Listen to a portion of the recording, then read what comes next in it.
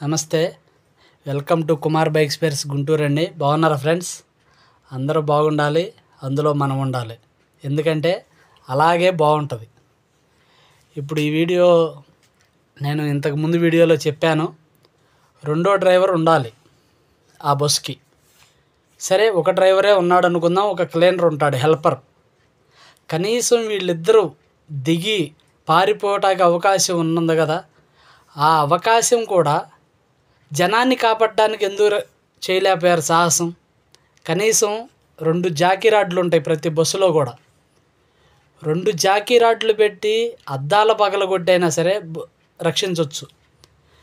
ఈ వీడియో చూస్తున్న బస్సు డ్రైవర్లకు కానీ, క్లీనర్లకు కానీ, ఓనర్లకు కానీ నేను ఇదే చెప్పేది. ముందు సిబ్బందిని మీరు జనాన్ని ఎలా కాపాడాలో నేర్పించండి.